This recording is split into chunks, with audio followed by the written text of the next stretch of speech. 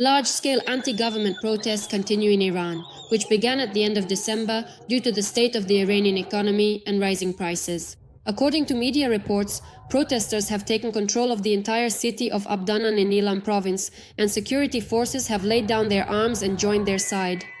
Anti-government demonstrations and protests have spread to more than 50 cities and towns across the country, including regions that were previously considered loyal to the Iranian leadership. At the same time, violent clashes between protesters and police are taking place in other regions.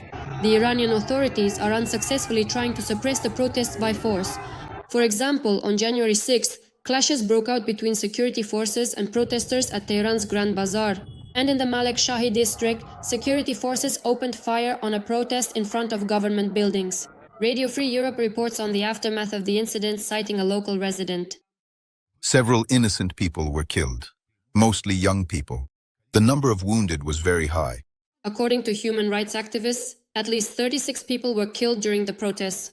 More than 1,200 protesters were arrested by security forces.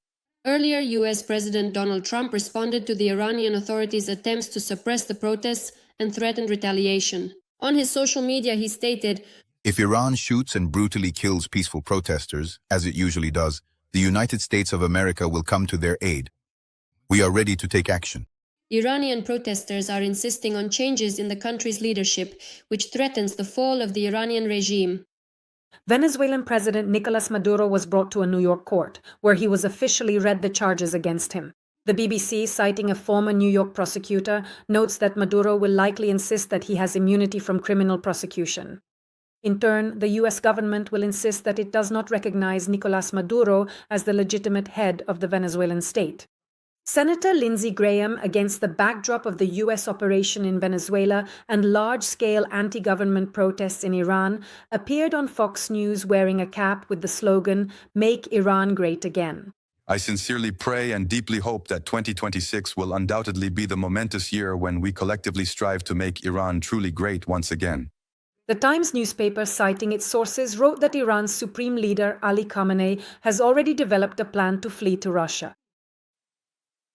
Ali Khamenei plans to flee Tehran together with his closest circle, consisting of 20 aides and family members, if he sees that the army and security forces called in to suppress the unrest are deserting, switching sides to the opposition, or refusing to follow orders.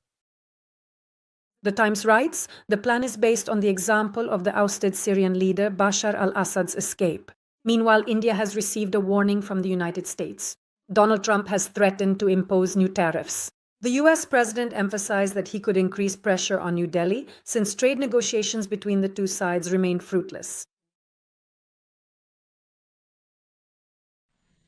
US President Donald Trump is ready to intervene in the conflict between security forces and the population in Iran.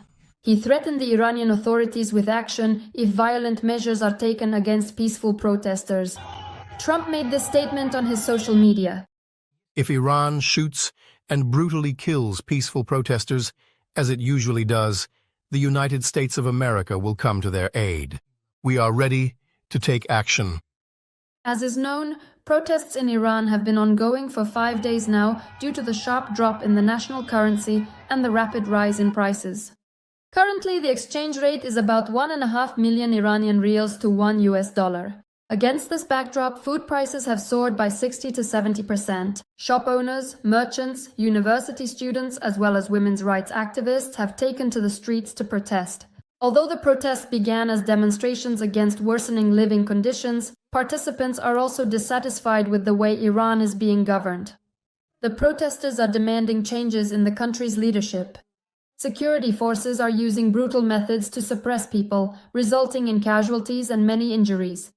According to media reports, at least 7 people have been killed and several dozen injured. It is also known that 7 people have been arrested. On the eve of the protest, US President Donald Trump stated that he would support new Israeli attacks on Iran if Tehran continues to work on missile development and its nuclear program. He said this before the start of talks with Israeli Prime Minister Benjamin Netanyahu. Trump stated that if the nuclear program is resumed, the United States would have to destroy the nuclear facilities. At the same time, he expressed hope that it would not come to that.